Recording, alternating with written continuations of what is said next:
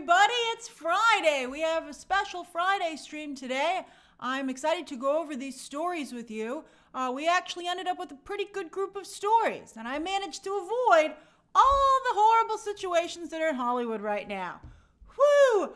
I don't know what's happening in Hollywood, but it's become an awful litigious place. Hey, 80s model. Hey, Jacques.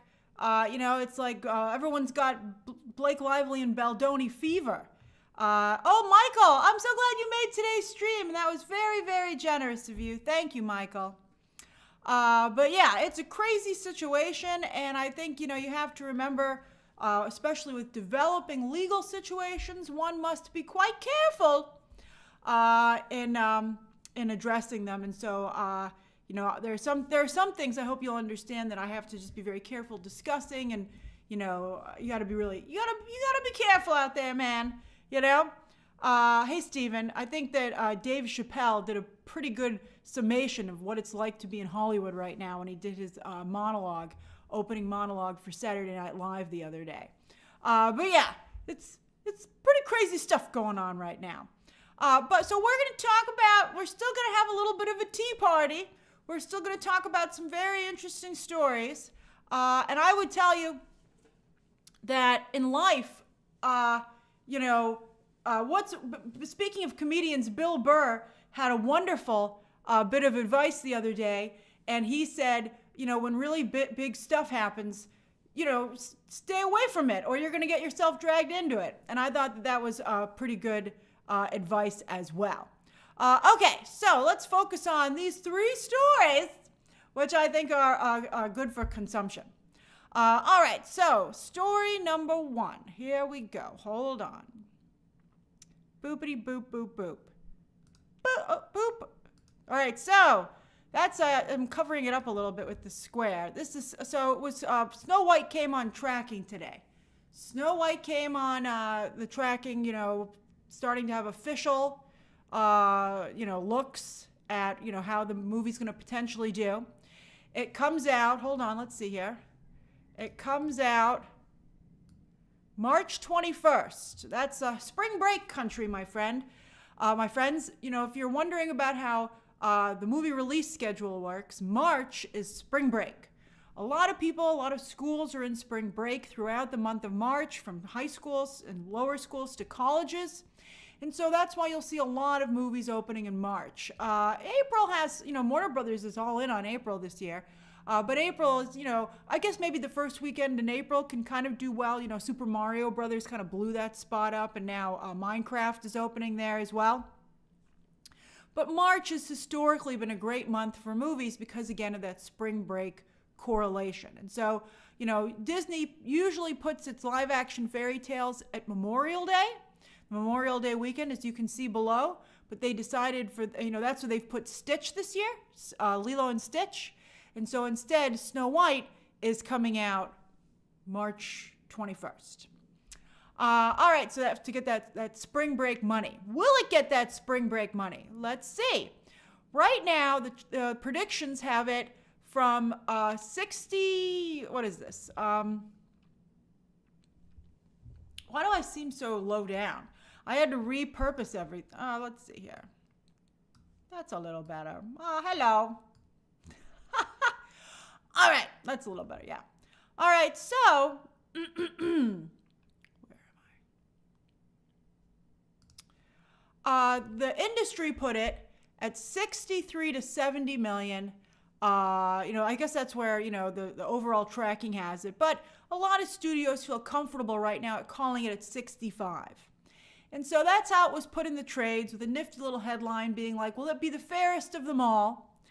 And they made a comparison to Maleficent, a movie from over 10 years ago, not accounting for inflation and those things.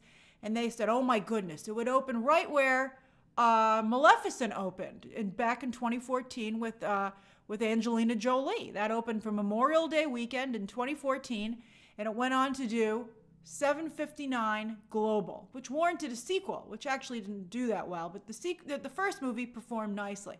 And I have to tell you that, that's more than Little Mermaid made, which we're going to talk about. But, Snow White would be lucky to end with a 7 in front of it. In fact, I think a lot of us would be quite surprised if it did. Now, I guess, let's just do some comparisons. I think that this is a little bit of positive spin on the opening. I don't think that 65 is a good opening, largely because I immediately went to check and see what The Little Mermaid opened at, because The Little Mermaid also had, controversial casting for what they decided to do with the princess in live action. And that still managed to open with 95.5. Now, granted, that was a Memorial Day weekend opening, but that is significantly higher. That's 30 million higher than Snow White. And so that, to me, is concerning, that it's so far behind. It should open where Little Mermaid did. And Little Mermaid, people had problems with Little Mermaid, but it still managed to get to 569. And for a while there, it looked like Wicked was going to perform similarly. And, and Wicked also had, changed. The ethnicity of the leads have changed throughout the different iterations of Wicked, but, that was a similar element as well. And so, I had a couple people in the industry, who I was texting with, and they told me, they said, oh, it's weird that no one's calling out how Wicked is performing a little bit on par with The Little Mermaid. But I was glad to see that Wicked ultimately broke free at the end and got into 700 million. So I'm very, very happy about that. But still, 65 is not great considering previous openings of Disney live action remakes. So Beauty and the Beast also came out in March 16th, 2017. That opened with 174. That is just incredible, just absolutely incredible. That is way more. That's over 100 million more than Snow White is predicted to open at. Now, of course, Beauty and the Beast is a lot more popular of a film, a popular animated movie. It's a more recent animated movie. It also did a whole lot of things like, it had a Broadway show, it had all these sequels. And that's right, Tribble Disco. It was also in before times. That was prior to the pandemic. It's very hard for a movie to open at that level these days. But still, it's just such a huge discrepancy. The Little Mermaid, Beauty and the Beast, of course, went on to be a $1 billion film. Now, The Little Mermaid, again, as I said, that's how that performed. Now, another movie that's post-pandemic that was also controversial in some of the choices that it made was Lightyear. I thought maybe Lightyear could be a good comp. Lightyear made significant changes to the source material as well, and that opened with 50. But yet it still was way behind, and only because of a lot of drama and poor reviews from both critics and audiences, that thing only got to 218 worldwide. And a lot of people were, in fact, fired from Pixar as a result. Now, do I think that 65 is a realistic prediction for this movie? I think 65 is only realistic if the reviews are incredible. If somehow Snow White manages to get a Rotten Tomatoes score in the 90s, it would have to be in the 90s, maybe even in the 80s, high 80s. I think that it could open at 65. But I think that the film is so controversial in so many different ways. And, Garnet Fire, you say, you think that Rachel Zegler fans will show up. Well, it would be great if they showed up because they have yet to show up anywhere for any of her films. Rachel Zegler doesn't have any fans. Maybe they're vocal online like DC fans, but every single one of her movies has not done well. West Side Story, Shazam 2. She was recently in that Y2K. She doesn't have any supporters. I think that she has online supporters, I guess, but they're not going to see her in movies. That's right, Hunger Games. She did okay in Hunger Games. Hunger Games is maybe a good comp. What did Hunger Games? I should have brought that in. Let me get the information on Hunger Games.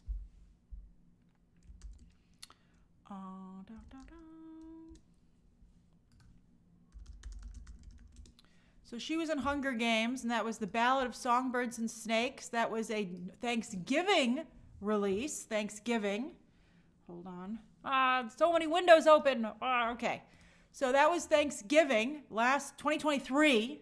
That opened with 44 And that only got to 348.9. That's incredible. I can't believe they're making another one of those, considering how low that is, especially compared to other.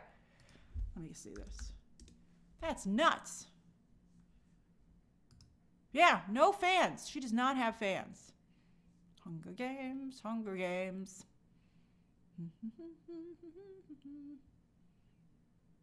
Boy, they're not even on the main page of franchises? No, I must have missed it. Give me a minute. There it is. Okay, so let me see if I can bring this in here. Window capture.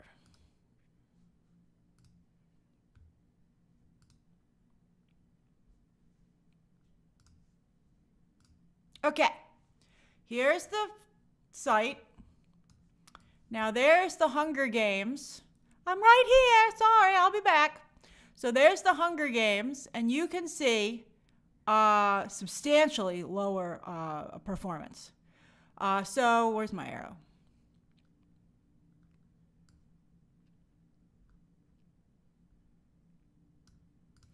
So the opening, you can see all of them open north of 100 million. This one barely, but all north of 100. This only was at 44.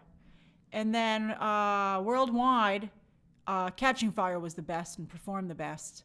But that's a significant loss in terms of box office. And you know, this would be devastating if Snow White were to deliver numbers in this area. Although I have to tell you, I think that that's actually a more realistic depiction for where Snow White could end up, considering all the problems that it has. Now, one other thing that I want to point out is that, thank you for bringing up Hunger Games, though. But I think something else I want to point out is how reliant these movies are on global box office, okay? Global overseas box office is extremely important for these films. Maleficent, 518. Beauty and the Beast was a pretty good split, actually, though. Then you can see The Little Mermaid did not do well overseas. That was a big problem for Little Mermaid. And, you know, neither did Lightyear. And I have some concern that it's not so much Rachel Zegler, which is the issue, but I think that the Gal Gadot situation is difficult, particularly as the situation in the Middle East escalates with some of Trump's recent statements. And I think in a developing in a way that is going to put even more, you know, is going to create more, let's just say create more of a problem for Gal Gadot. And also, that's right, Nacho Flores, let's not forget those dwarves, which look absolutely awful. So I do think that these two leading ladies are causing a lot of problems for the film. And I'm not quite sure who's going to be left to see the movie, you know, and I think there's just a lot of problems. And I think one of the biggest issues is that it is so not, I mean, this poster notwithstanding, they've made so many changes to the source material that it's not even, I mean, they have some cool shots that they've recreated from the animated movie, but they've just changed so much. They've taken out some of the most iconic songs. They have the Prince situation is very different. You know, it's very reminiscent of the Universal Snow White movie with Charlize Theron, Chris Hemsworth, and Kristen Stewart. You know, Sahib points out that Gal Gadot, yeah, that's true. You know, I don't, you know, it's difficult to discuss these situations. You know, this is a movie channel, and so, but I gotta tell you, politics is seeping into every aspect of our lives these days. But one fact, I think it's important to deal with facts these days, is that Gal Gadot was involved in, you know, trying to get Hollywood sympathy onto the side of Israel with the recent developments. I think, obviously, you know, nobody wants a bad situation over there for anybody, but you know, I think this recent proposal, I think I'm trying to be very careful here. I cannot discuss anything these days. Okay, I guess I would say that with the recent discussion about how things could potentially go with, let's say, rezoning the Gaza Strip, I feel that would be worthy of or would warrant a look from the World court, and potentially things could be issued. So that's what I would say. That's what I would say. I would say that was, I think the situation's been pretty bad the whole time, but I think that was probably the worst I've seen it get recently in terms of the situation. And you know what? That's a good point. Rashad says the press for this movie is going to be nuts. Gal Gadot and Rachel Zegler, by the way, are both very vocal on this subject. Isn't Rachel Zegler, in fact, on the other side of the argument? And so I'm not quite sure how they're going to keep the press from asking these ladies their position on the current situation. And I'm not quite sure what these women are going to say. Disney could say that they do not want you to ask those questions in the press conference, but some reporter is going to go rogue. Some reporter's going to be like, F it, and just be like, they don't care if they ever get invited back to another Disney presser. I don't know. That would be a bad look as well, that they got kicked out for that reason. Is bad. It's a very complex situation. So I think Snow White is not the most popular of the Disney animated classics, and Snow White is not one of the most popular Disney princesses. So I would say that 65 is a guess for a movie if it didn't have any of the problems that this movie has. If everything about this looked great, I think it would probably open at 65. But I think considering that no one's ever shown up for a Rachel Zegler movie to date, that the movie has some considerable controversies that are considered across the globe, that it's not at all indicative of the original movie, and that the dwarves look so bad, I think that the Hunger Games numbers that we just looked at are reasonable. 40 million-esque opening, probably ending in the 300 million, 400 million range. We'll see. All right. Oh, my God. I thought that would be an easy story. This turned out to be so difficult. All right. Does anybody have any questions or comments about this?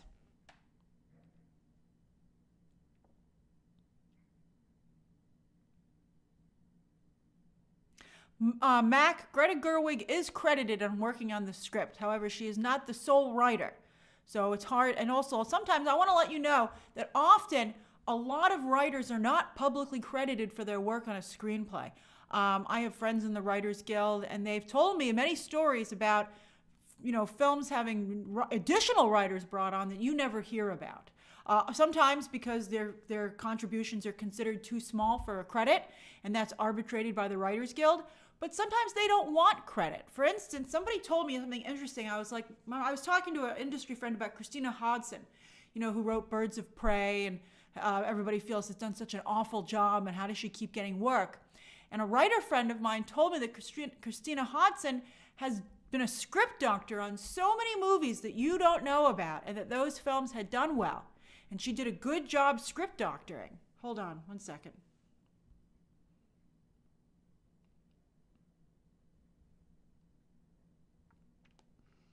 One second. Just hold it a second.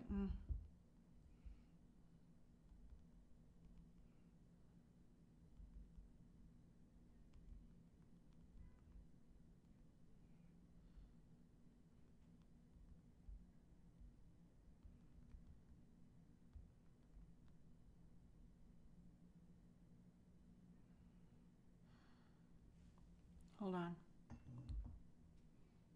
I have a family member trying to reach me. They don't know that I'm live. Okay.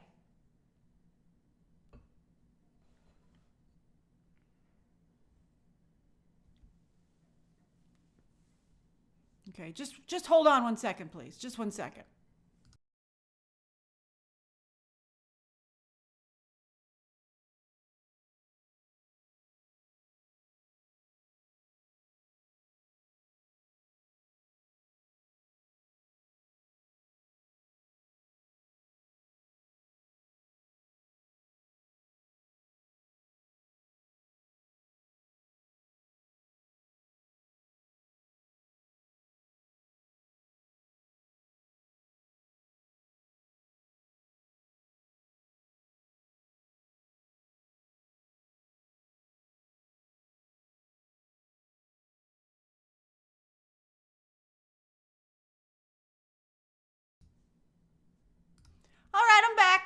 about that. I just got a call from 2 family members in a row, and they're just trying to reach me. And I got nervous about the time. I was like, I just have to check.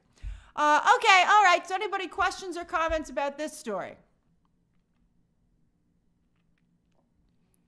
Sam says, I completely respect your thoughts about the film so far, Grace, but I have to ask you, you're going to try to keep an open mind into this film.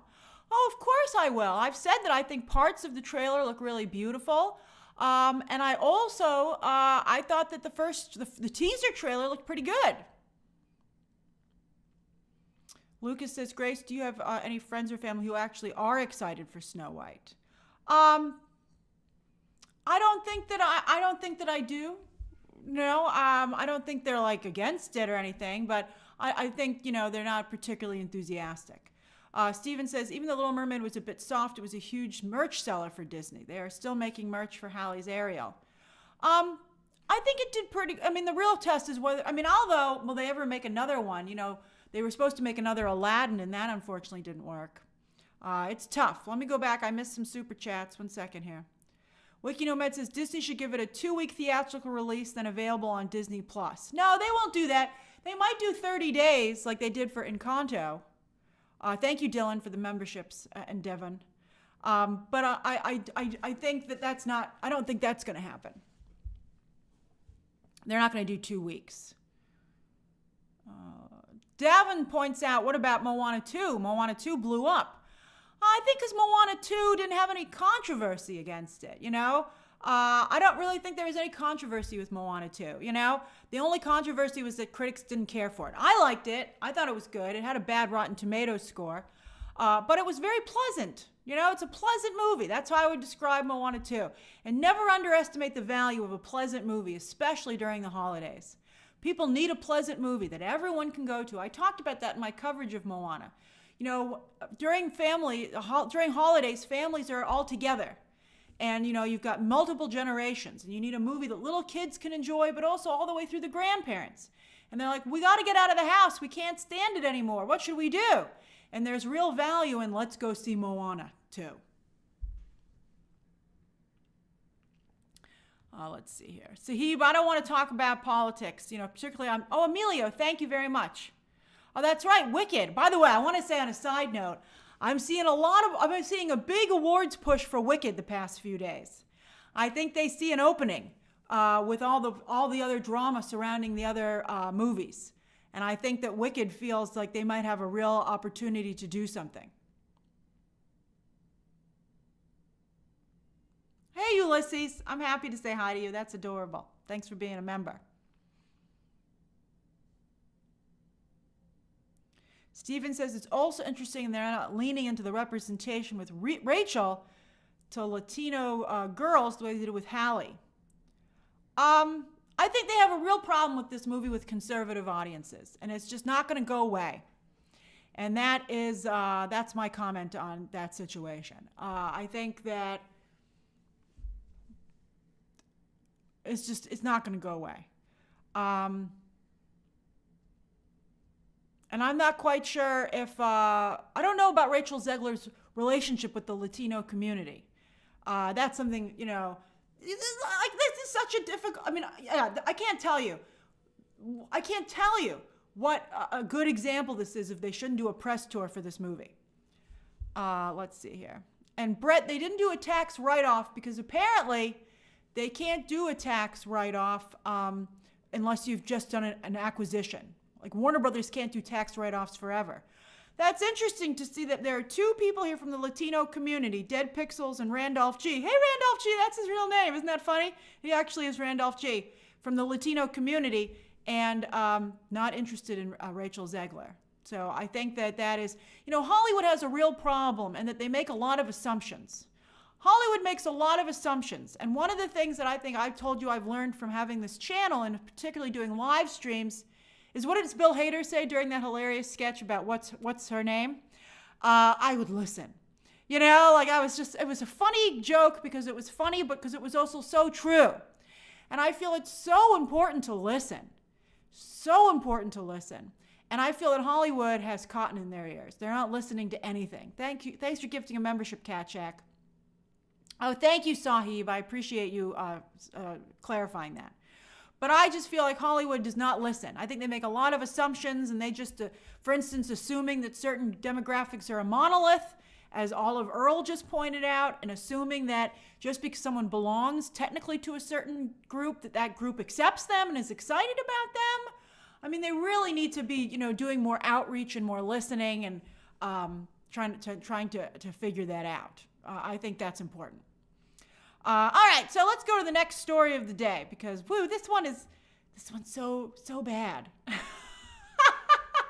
Oh, that's funny. Pumpkin Pete brought up Amelia Perez. What if Snow White became the new Amelia Perez? Oh my gosh. I'm sorry for anybody associated with this film. They're like, I don't want to go over the side of this log flume with this movie. All right, let's talk about the next story of the day. Oh, that was brutal. I know I'm not even anything invested in that movie, and I'm all scared about having talked about it. Okay, let's talk about this. Story number 2. Boop. Oh, so this casting, I think he came out yesterday, right? Now, how do you pronounce this guy's name? This guy's name is Rahul Molika? I feel bad. Well, we're going to learn it. We're going to learn it, okay? So this announcement, Rory. Oh, okay. Rory's good. I'll take Rory. Okay. So this actor right here, this guy, he was cast. Let me move this so you can see it better. He was cast in the new Vision series. I had told you that there was going to be a young man in the show. Now, it's a little bit like Rafe, I guess. Like someone said, how do you get Rory from that? And I guess it's like Ralph is Rafe Fiennes. So I said hi to you, Ulysses. I said hi, Ulysses. Okay, so Rory, he was cast as Tucker. All right, that was announced that he's going to be playing Tucker in the new Disney Plus Vision series. And everybody immediately said, as in Tommy? I mean, there's even the alliteration. Dylan says it's like Joseph Quinn. He does kind of look like Joseph Quinn, which is interesting. Some people said this guy, I saw some thirst tweets about Rory. So I thought maybe he was a good choice. Oh, it's Gaelic? Oh, my goodness. Okay. Top of the morning to you. Oh, I don't be knowing how to pronounce your name. Okay, well, we're going for Rory.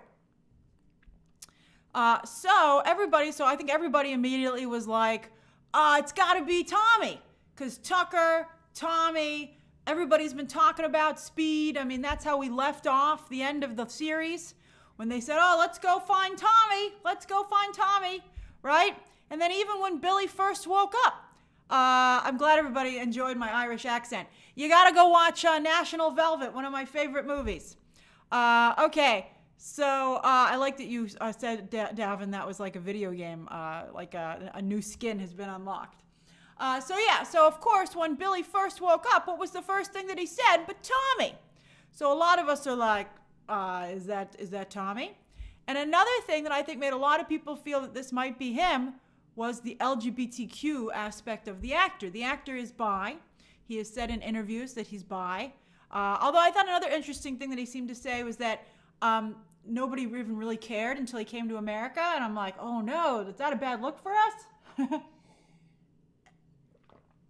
Although I would also say maybe when he hit the big time, I think people have some interest in that. But yes, Tommy is bi in the comics. So, but your orientation does not need to match the character that you play. Although I do think it's very interesting that they would have two LGBTQ actors playing Wiccan and Speed, who are extremely important characters, not just popular, but important characters to the LGBTQ community. So I gotta say, he seems pretty Tommy. Now, I'm not going to spill any tea as to who he actually is because I don't want to ruin it. I think, we want to have a good time and enjoy this. So on that note, I got a couple other people he could be, which I think makes it all the more fun. And this is the game that we like to play. And the showrunner for the Vision Quest show, or whatever they're calling it now, Terry Matalas or whatever, he comes from Star Trek. And he did apparently a very good job on the Picard series when he took over. So that made me feel pretty nice about that. So I was like, maybe Terry took a page from Jack's playbook and was like, let's create a good mystery. So there are a couple of people that this guy could be. He could be Tommy or Speed. He could also be, as we've discussed before, Vision has a son from the Vision comic named Vin. He had 2 children that he built along with a wife, and Wanda was like, what? And there was actually a great flashback sequence with Wanda. The Vision comic book series written by Tom King, who of course has gone over to be, a part of James Gunn's team at DC, was a very interesting story in that Vision was really working through a lot of his trauma. Vision had a lot of trauma for what happened between him and Wanda, not only losing their children, but of course what happened with her going insane, with the House of M. It really does, thank you, Modern Art History. It really does spin a lot out of the MCU.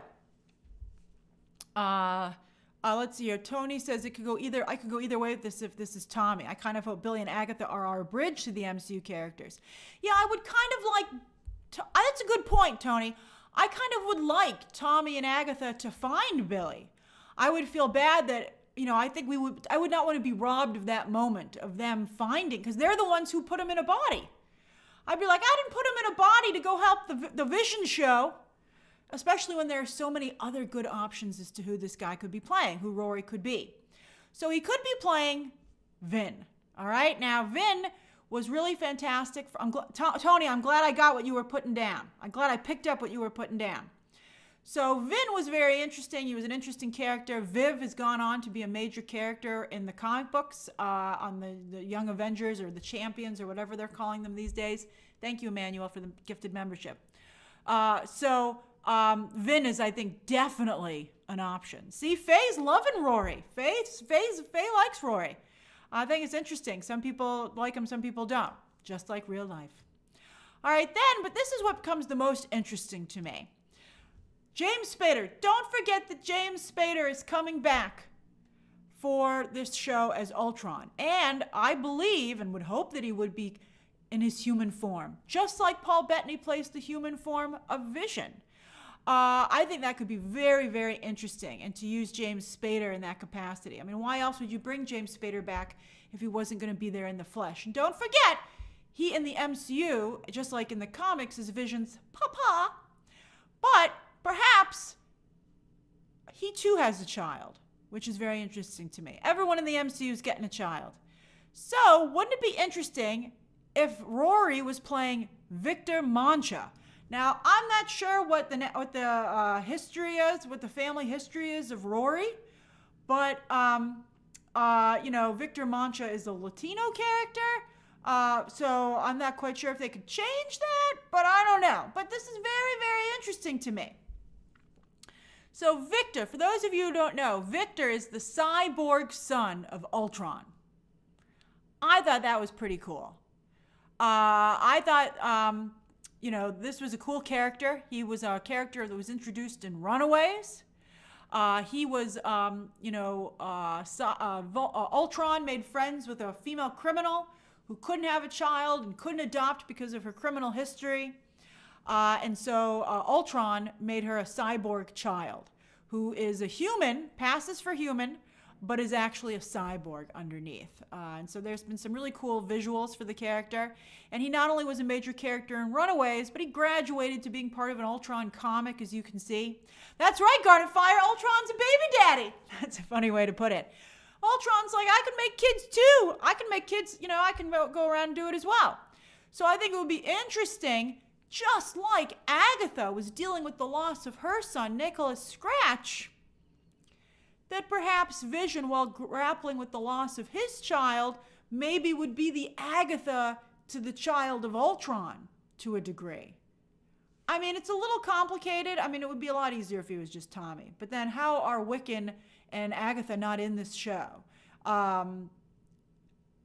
think, it's very complex. But, I mean, it also kind of works. And Victor's a very cool character.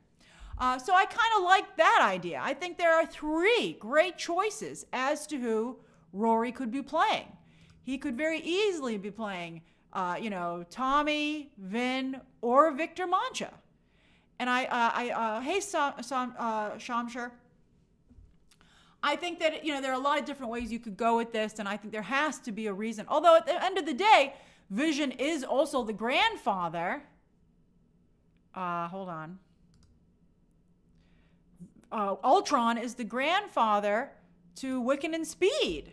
He's their grandfather because he's Vision's father.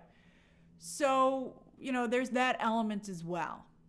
That's right, Mika's like, we just want Wanda. Why are we doing all this other? Kevin Feige's like, but hold on a second. What about? And then people are like, but I just wanted you to give me Wanda. And they're like, but hold on, let's take a West Coast detour and talk to a bunch of robots. And you're like, but I just want Wanda. Dead Pixel says that he thinks, or he or they think that maybe this is Tommy. I don't know why Tommy would be on a show about robots. And again, why wouldn't he be introduced then over with Agatha and Billy? You'd be like, why would Hulkling? I mean, clearly Vision is a show about robots. They hired a showrunner who has told stories about robots with, all the cyborgs over in Star Trek. So I'm not quite sure why he would show up. But maybe. Also, the other thing I wanted to talk about is that I think it's pretty crazy. Where's my arrow? That everybody has a child. Why is there a child in every single show? Every single MCU character has a next generation. I mean, I'm getting a little tired of it. And I think that these characters still have lots of story left in there. So that also to me is frustrating. I mean, I think we're getting to a point where every single character has a next generation, and you're like, but I'm not done with the main character yet, and you're going to try and replace him with this next character? So I just, and I mean, it works with Wanda, because Wanda, Wiccan, and Speed are such a big part of the character in the comics. But I just feel like every show, like, I gotta tell you, with all due respect to Rory, and I might love him as an actor, I might be like, what a great addition to the MCU. But I would have been fine with Vision and Ultron just talking it out and fighting it out in this show. I don't really need any other kids coming in here. All right, does anybody have any questions or comments about this story?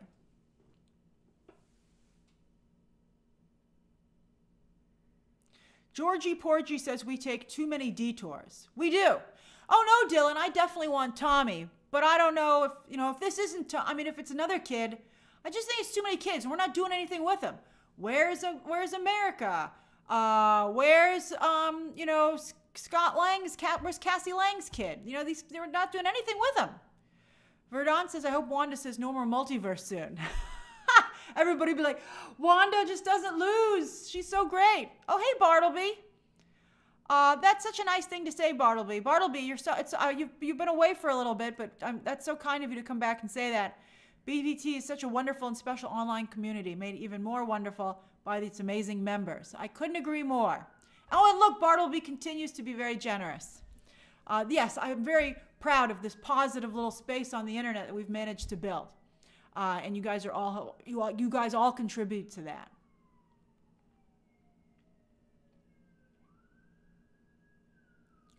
Arid says, who is more powerful, Ultron or Doom? I think Doom, I guess, at the end of the day, because he's magic and science, but Ultron's very popular. Marvel continues to have a horrible villain problem. Just an absolutely awful villain problem. And I don't know if it's going to get fixed anytime soon. Nathan, I'm not sure how this show serves the MCU, to be honest with you. I mean, I think everybody on the face of the earth would prefer a follow-up to Agatha All Along than a Vision Quest show. I mean, I'm still excited about it because I like Vision as a character very much. Vanilla says, do you think Agatha and Billy could show up here? Maybe. I'd rather they show up here than have to wait 3 or 4 years to continue that story. Akana says, if they do Vision's second family, they need to do Viv. Her relationship with Ironheart is very interesting. That's true. Viv is a great character, and I think it would be a mistake not to use Viv.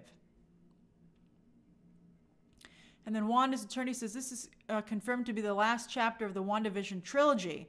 So wouldn't this be our last opportunity to find Tommy by default? Is it though? I mean, who's confirmed that? I mean, what about Wonder Man? That's part of the whole situation. I think like, hey Jordan, thank you. It's really hard to tell what's happening. And I think like, I think executives should stop making promises and definitive statements, because then they just look bad when they don't abide by them. Like, talk about James Gunn. He's painted himself into so many corners. And then if that is the end, well, then what's going to happen to those characters after that? I would be very upset. I mean, maybe that's the end of the WandaVision spinoffs, but I think that, how do you end a story being, let's go find Tommy, and then you go over to a Vision series where Wanda is not, like, I guess Wanda, there's some rumors she might show up for one episode. I just think it's crazy.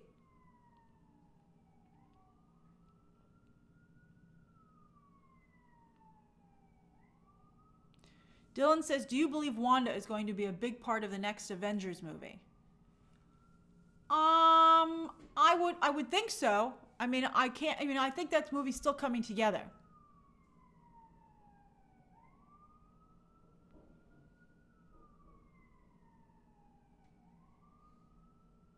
Chandler, I'm not telling you that it's not Tommy. I'm just telling you, I don't want to ruin shows and stuff like that, but I will say that I do not think this is as obvious a Tommy as it was obvious when Joe Locke was cast and it was so clearly Wiccan. Like, as soon as he was cast, everybody goes, oh, look, it's Wiccan. Here, I feel it's not so clear. Here, I feel we have options as to who it could be.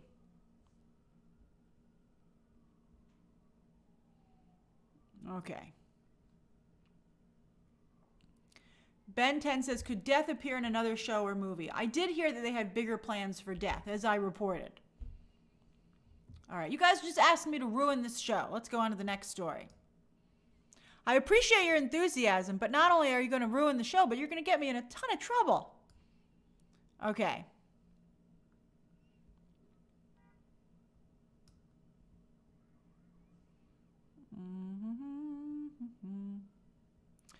Harlequin Dove, I don't know who this is because I don't want to know. I don't want to ruin it for myself. I think, I think it is not fun to know this stuff in advance. I think it's more fun to go back to where we were. We were having these conversations. I mean, I could go ask my source, check in on my source in this area, but I just feel like, that's not fun. Okay. All right, story number 3. Boom, baby. Oh, I covered up their faces. Okay. Ah, darn it. All right, let me just get rid of this thing so you could see their faces in this. You know that this is what I'm covering. Okay. All right, so let's go over The Last of Us, okay? Kareem, they haven't even started filming the Vision series. I think they're getting ready to start filming it, though, very soon. All right, so there was a headline the other day, earlier this week, where Neil Druckmann, we haven't really gotten a good look at Caitlin Dever as Abby. We've seen a couple of shots, but they've all been tight close-ups, or she's wearing a big winter coat. And, there was a big question as to whether or not she was going to bulk up like Abby in the video game. And we got our answer. Neil Druckmann decided to get out in front of this and said that she's not going to bulk up physically, because this is more about the drama than the action. And I have to say, that makes me a little nervous right there, because there's so much action. I just finished watching the cutscenes, which included a lot of the gameplay as well. So I have all that in there. I just finished watching The Last of Us Part 2. And I have to say that Abby's physicality was a very big part of her role. So I was surprised that the creator of the game would say that, and would say that the focus of this of season 2 is more on drama. When I'm like, but I don't think that's true at all, having literally just watched it, and that's why this is a little bit more fresh for me. For those of you who played the game, this isn't a fresh impression. But I just literally finished this like a week or so ago. And I thought that Abby's physicality was not only a big part of her character, but made her really unique and cool and interesting. Now, you might say, so that's why I'm saying, the game history. Now, this made the character controversial. A lot of guys didn't, the group at this point, did not care for how physical the character of Abby was. And they felt that, There started a rumor that she was a trans character, which I've seen some of you still believe when I was tweeting about the game, having watched the cutscenes. Abby's not a trans character. In fact, she's she's a cis female. However, there is a trans character in The Last of Us Part 2, although I don't think we're going to get to that in season 2. But it's not Abby. She's just a very athletic woman. I think that is, but I think maybe they were worried. And also maybe Caitlin Dever couldn't get physically big enough. But as some of you, as I just saw Tribble Disco point out, look at Katie O'Brien.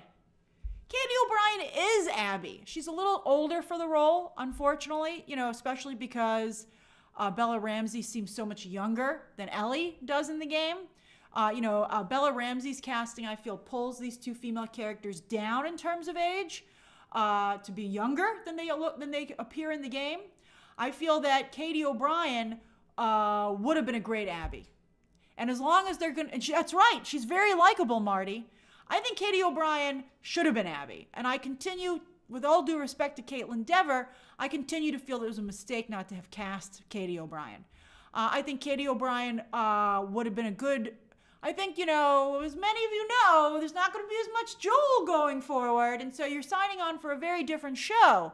You're signing on for a very different show where it's really the Ellie Abby show. Now, that was interesting to me. In the game, they have a very different look than they do in the show. They both have like a softer look, interestingly. And I think they both, they're very likable. I really like them a lot. I have to say, I have to see the show, but I'm not sure that Bella Ramsey and Caitlin Dever have the same leading lady vibe that the game versions of the character have.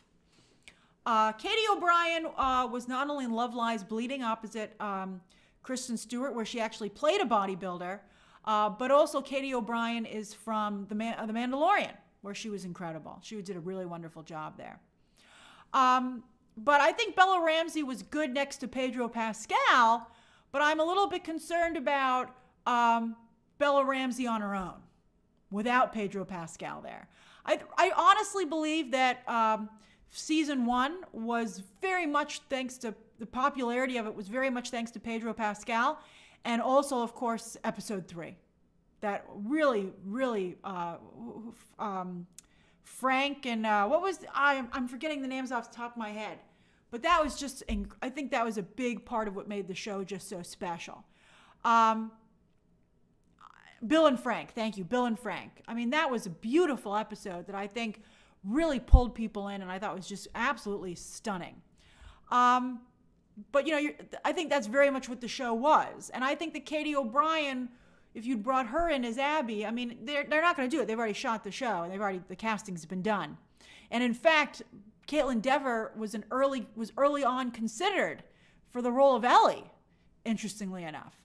Now, obviously, Abby and Ellie are supposed to be two sides of the same coin, a yin and yang situation. They're supposed to mirror each other.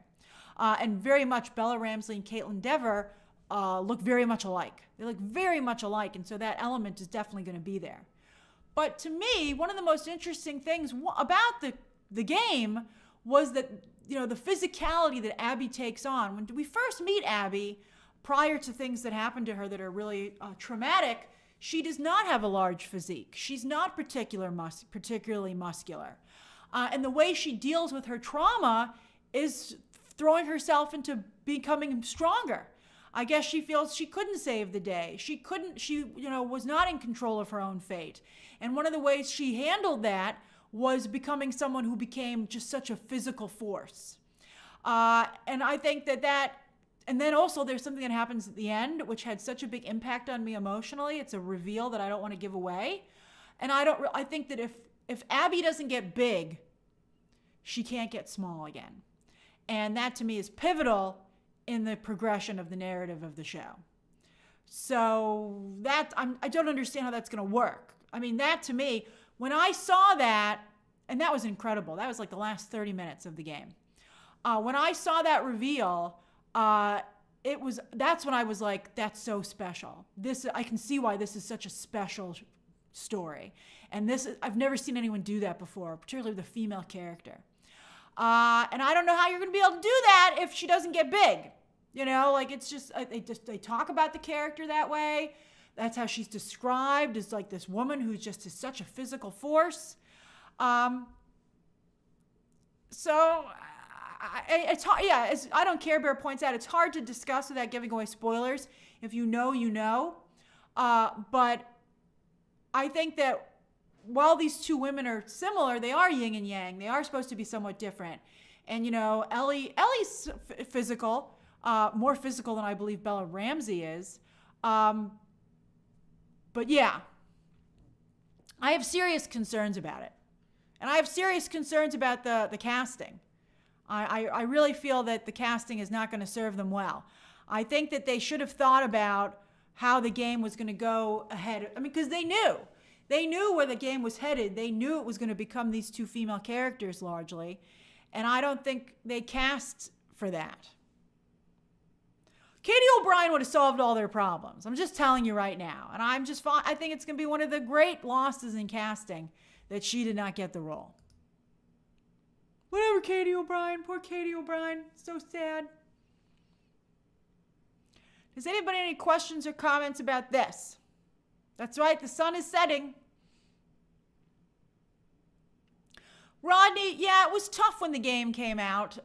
People were really aggressive. I'm not sure. I mean, I obviously knew it was going to happen going in. I thought the game was beautiful, part 2. I thought it was an incredible story about loss and losing yourself in that. I give it like 10s across the board. But I do think, we'll see how they adapt it. Akana says, I'm not saying it's a big problem, but I think Abby is known for being a bit, Akana says, brolic, so it's kind of a miss for me. And it's not unrealistic to be muscular in a survival setting.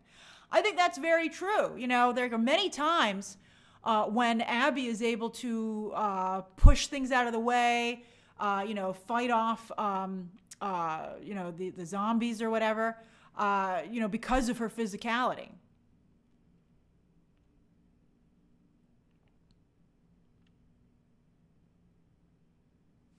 I'm going to do a quick poll. How many of you, I want to find out how many of you are familiar with season 2.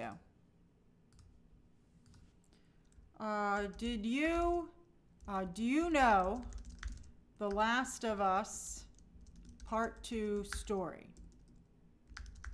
And then yes, played the game. Yes, watched the cutscenes.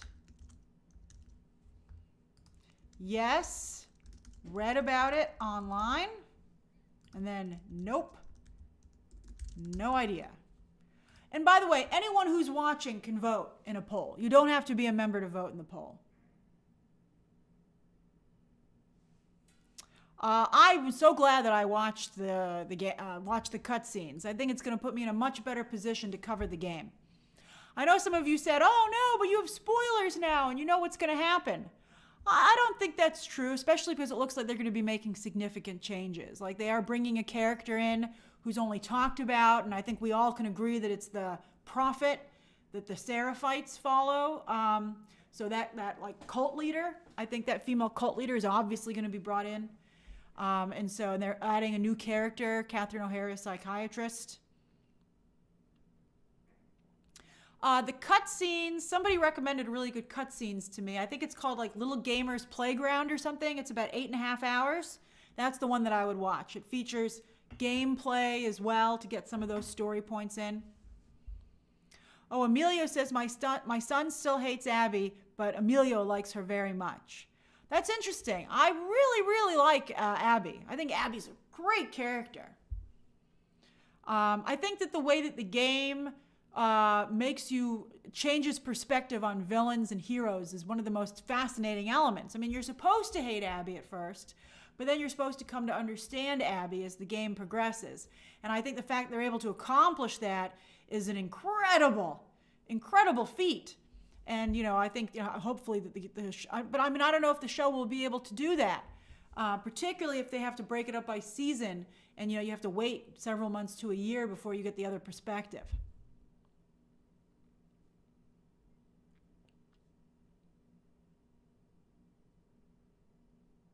Peyton says, what do you think of the casting of Abby's crew? One of the problems with Hollywood is that it's very Hollywood.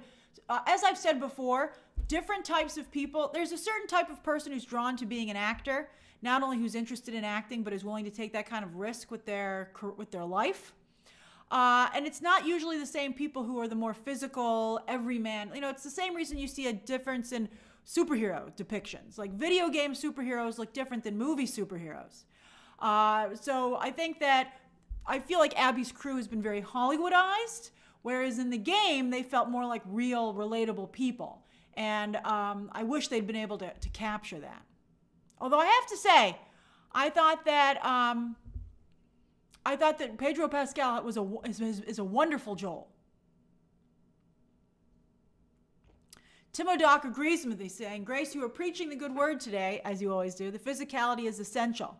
Whatever actress was utilized needed to bulk. I feel like I wish Caitlin Dever had stepped up and said, I think you're wrong, Neil. I appreciate your faith in me, but I think that it's not going to be correct to the character, and I need to do it.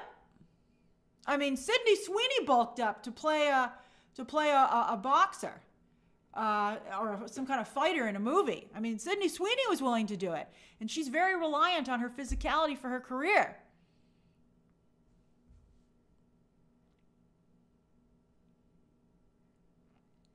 Faye, I'm interested in the Owen casting as well. He might be good. That's a great role. But I'm a little nervous about the rest. Junior, yeah, she might not have wanted to. I think it takes years to bulk up like that. I don't even know if you can, to be honest with you, to do it that quickly as she would have needed to. That's why I'm telling you that Katie O'Brien is right frickin'. She's right there. She's right there. All right. I think Katie O'Brien as Abby would have been an iconic character that would have rivaled Joel in terms of popularity and interest. And I don't see Caitlin Dever being able to do that. I don't think Caitlin Dever will ever, I closed the poll, where is it? Will ever be that popular. I hope I'm proven incorrect. I hope I'm proven wrong, but I don't see it. All right, do you know The Last of Us Part 2 story? 42% of you have no idea what's coming up. Oh! All right, 26% of you played the game. 15% of you read about it online, and 15% of you, like me, watched the cutscenes. That's very interesting. Akana, I think Sydney Sweeney bulked up to get more credibility as an actress. That's why I think she bulked up. Emilio, Katie O'Brien, you can see her in the movie Love Lies Bleeding, opposite Kristen Stewart. That's a LGBT romance thriller. And you can also see her in The Mandalorian season 3, where she does just an absolutely fantastic job. She has a small part in Twisters, but it's such a small role. I mean, you can't get an idea of her acting ability from that.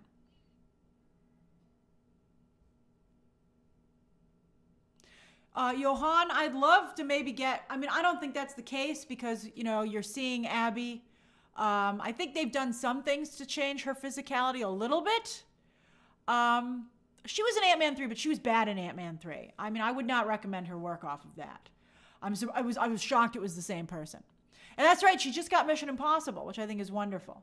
What was I saying there? Darn it, sorry, I got distracted. Oh yeah, they have changed Caitlin Dever's look a little bit, but they do show her, obviously, with her crew coming, to rendezvous with our lead characters. So she looks a little different than she does here, but she's just not bulked up to the degree that she needs to be, I think, to capture what made that character so different. That's right, Faye. Everybody was bad in Ant-Man 3, to be fair. Leandro, I loved the story of The Last of Us Part 2. I thought it was, at first it was a little slow out of the gate, but I think that it was just truly an incredible story, and the scope of it was something that really caught me off guard that I hadn't expected.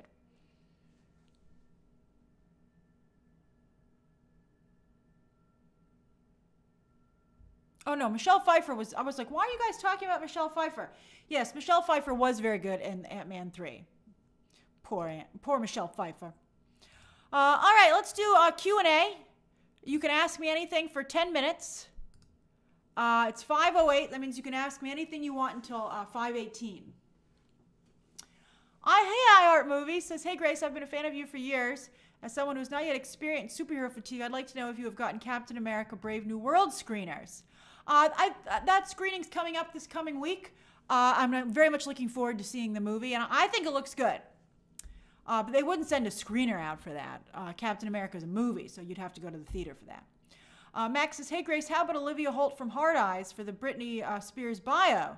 She is Southern and can dance and sing and is still a relative unknown. Somebody guessed that because Millie Bobby Brown dyed her hair blonde, she might be playing Britney Spears. Millie Bobby Brown, I don't know what her acting her singing and dancing capabilities are, but that sounds like a pretty good, I think that would be more successful. Mika says, how will your Super Bowl trailers breakdowns be this weekend? I'm not sure. I think it depends what drops. I'm a little nervous that, pretty much everything already dropped. James Gunn had an ad for the Puppy Bowl. It didn't seem like maybe there was going to be a new spot with the way he talked about it, which made me nervous. So I think that, I'm hoping there's one new Marvel look, maybe at Thunderbolts. But right now it looks like How to Train Your Dragon and Lilo and Stitch might be the biggest looks if those are still in fact coming. Because nothing's been confirmed yet unless they've already dropped the trailer. Oh, Mac Ward, I have not heard the New York Times podcast, The Daily, but thank you for the recommendation. Let's see here. Hold on. Thank you, Dancing Dog 60.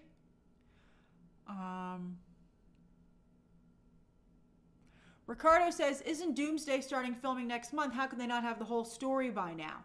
Well, what I mean is that, a lot of changes happen and, leaks. That's one of the things you have to remember whenever you're hearing a leak or a scoop. Things go through a lot of iterations. So you might be hearing a scoop from somebody who read a much earlier draft and things might have been significantly changed. Things can change through filming, especially on blockbusters. These projects are constantly being rewritten and reformatted, even once cameras have started rolling. So whatever you might have heard doesn't necessarily still hold, by the time that the film is actually being made. I mean, think about Captain America, Brave New World. They reshot that movie almost entirely. Jesse says, thoughts on Chloe Zhao rebooting Buffy with Sarah Michelle Gellar. Well, let's see if that actually happens. I'd be very curious to see how that works. Obviously, a big question is whether or not Joss Whedon would stay out of it, or if he would maybe be vocal, because he obviously would not be a part of it, but he still obviously, I don't know what the rights situation is, because he created that. But I think it's wonderful that Sarah Michelle Gellar is being considered to still be the lead. So often these days they would just recast that. Kevin, I did see that horrible Wonder Woman video game headline about how they've sunk $100 million into it and it might never even see the light of day. I think there is a lot of overspending. I think it's sad the way it's become so politicized. We're seeing that. So I'm certainly not a favor of that politicization. But I do think that is just a huge loss of revenue. Particularly when you see people not being paid enough at companies or being downsized, and that you see that money just totally just go away.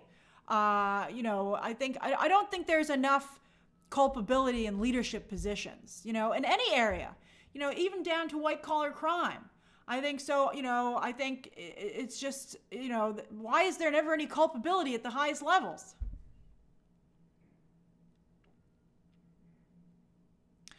Fernando, something came up yesterday and I just did not get to review Love Hurts. It's fine. If you've ever seen an 87 North production like Nobody or Night Shift with Jamie Foxx on Netflix, remember he was fighting vampires? It's basically a stunt show, but I wouldn't call it a movie.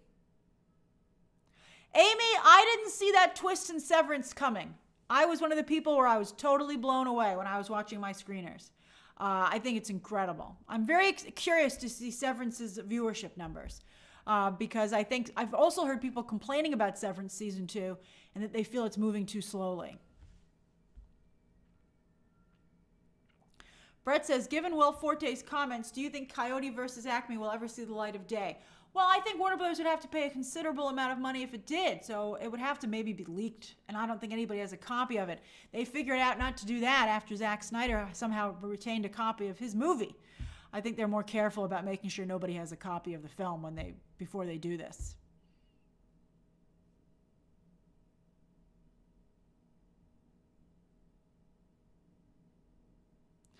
Alia is pointing out that Ellie also gets sent out to scout and clear infected. Her fighting style is more swift. Yeah, she's more of like a ninja. The second game is highly physical for both leads. That's right. It is. Steven, I didn't see the new Lady Gaga, but I'm glad she's moving on. Good for her. Juan Gabriel, I don't know if Movie Math is going to be on Sunday because I'm probably going to be doing Super Bowl coverage instead. So I'm not quite sure when Movie Math might be Monday instead. Let's just see how things are going.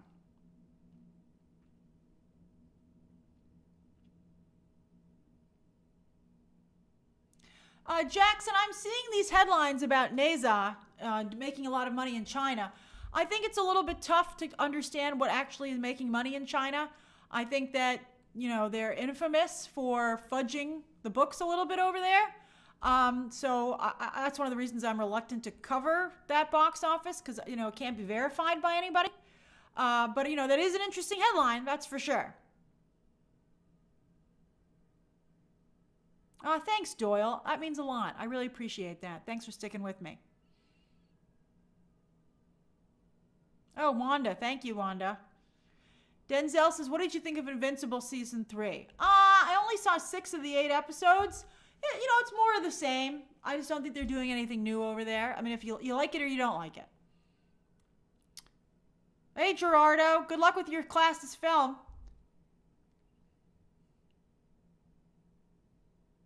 Marty says, did you see the Smurfs trailer? I think the Smurfs are being turned into a blatant ripoff of Trolls. Let's see if it works for them. I do think Rihanna's doing a great job. Jesus says, hey, Grace, what does it mean when people compliment you for your great... It means everything.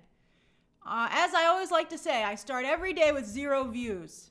And so your guys continuing to want to have a conversation with me and to hear my thoughts on film and television is very meaningful. I've always tried to be the coverage that I wanted to see in this space. And so I'm really glad that you guys are enjoying it.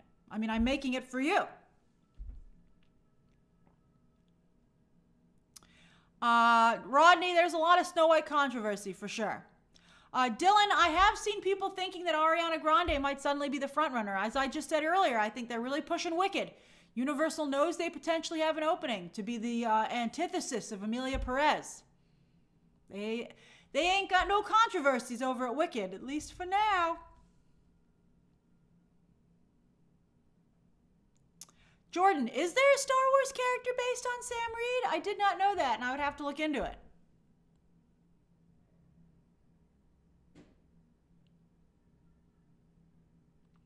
Peyton says, do you think Bella will be able to be on the same level of Ashley Johnson's portrayal in part 2 of being a bloodthirsty killing machine? Well, she was on Game of Thrones, and she was pretty badass on Game of Thrones. I hope so. That's crucial to the character. In many ways, she becomes Joel. That's right, Kareem. The Deadpool footage was leaked because somehow Ryan Reynolds was able to hold on to that. Oh, Gunnar, I'm so glad you had a good time in New York City. That makes me feel really nice.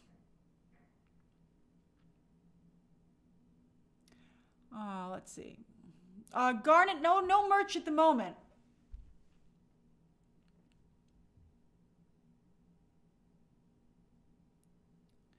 Philippe, I have seen the new Beau DeMayo video. That is a very difficult situation.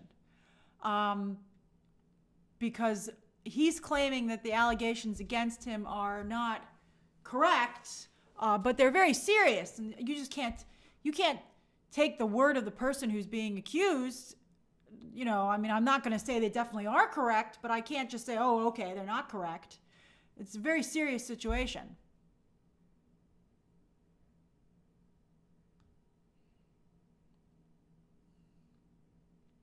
Jonathan says, if Ariana wins Best Supporting Actress, do you think she should join a big franchise or stick with indie Oscar movies? Well, not indie Oscar movies, but I don't think she should join a franchise. I think Ariana Grande is her own franchise, and I think she would be better off focusing on films where she can remain the star. I do think an Audrey Hepburn kind of movie would be a good choice for her. Elpidio says, just got on, busy week, but I was able to submit an abstract to hopefully present my work in Spain in September. Oh, fingers crossed for you, Elpidio. All right, I better get going. I love talking to you guys. Thank you so much for joining me. Next week's going to be a very big week. You know, obviously, Captain America 4, we finally have a big movie coming out. Lots of coverage on that, and I'm looking forward to talking about it with you, and I'll see you soon.